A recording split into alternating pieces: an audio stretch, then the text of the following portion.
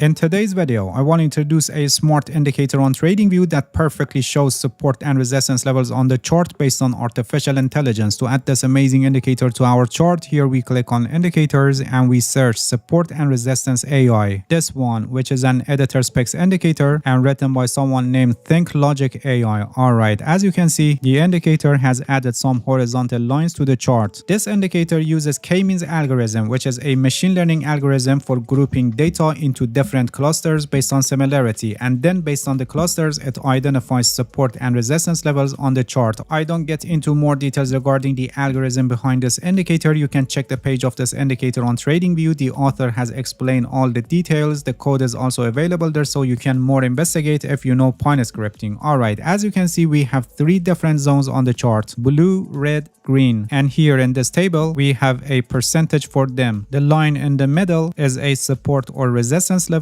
and the two white lines above and below that are one standard deviation from the line. Similarly here, the red line is a support or resistance level, and the two lines above and below the red line are one standard deviation from the line. And here the blue line is a support or resistance level with these standard deviations above and below the blue line. Each of these areas are called cluster, and by default the number of clusters are set at 3. You can increase it up to 5, so 5 different clusters, or in other words 5 support and resistance levels will be identified on the chart. Setting the number of clusters at 3 is a good choice unless you want to identify every possible significant levels on the chart. As I said, these are support and resistance levels. For example, for this green line, you can clearly see that every time that the price reaches to this level, we have pausing of the price before either reversal or breaking of the level. You can clearly see how significant this line is. Or take a look at this blue line. You can clearly see that every time that the price reaches to blue line, we have reaction of market participants. Here in the right corner of the chart, we have a table that shows the density of each cluster. In other words, density of each support or resistance level. Higher density shows the price has been more around that level in compared to lower density levels. So having a higher percentage of density shows that this level is more significant and probability of having reaction of market participants in this level is higher. So for example, here the green level has higher density in compared to blue level, so it's more significant than the blue one, and the blue one is more significant than the red one. One excellent ability of this indicator is that it helps you to identify hidden support or resistance levels on the chart. For a beginner or a trader who doesn't have much experience, it's really difficult to find a support or resistance level here at this level because it's inside different swings of different sizes. But by having this indicator, you can easily identify levels like this or this one. Alright, now you may wonder what's the point of these white lines that are located above and below the support and resistance levels. As I said, they are one standard deviation above and below the support or resistance level. Standard deviation is a measure of volatility around the mean, and higher standard deviation means higher price volatility inside a cluster. So when a cluster has a low standard deviation, like here the red one, it shows that the price in this cluster are more stable and less likely to have sudden and large price move. And on the other hand, when a cluster has high standard deviation like the green one, it shows that inside this cluster we have more price volatility and sudden and large price moves are more likely to happen. In practice, these standard deviation levels can be used for setting stop losses. For example, if you entered a short position here, after hitting this resistance level, you can set your stop loss here above the upper standard deviation. Or if, for example, you entered a long position here after hitting this support level, you can set your stop loss here below the lower standard deviation. Please pay attention that although this indicator provides very useful information about significant levels of the market, but you shouldn't rely only on this, and you must use this indicator in conjunction with traditional way of identifying support and resistance levels on the chart, and any trading decision should be also confirmed by other tools and aspects of technical analysis. Alright, that's it. Thank you for watching this video. If you have any questions, feel free to ask and leave a comment for me. I'll answer your questions as soon as possible. If you haven't subscribed to my channel, please subscribe and hit the bell so you get the notifications of my new video. See you guys in next video, and good luck with your trading.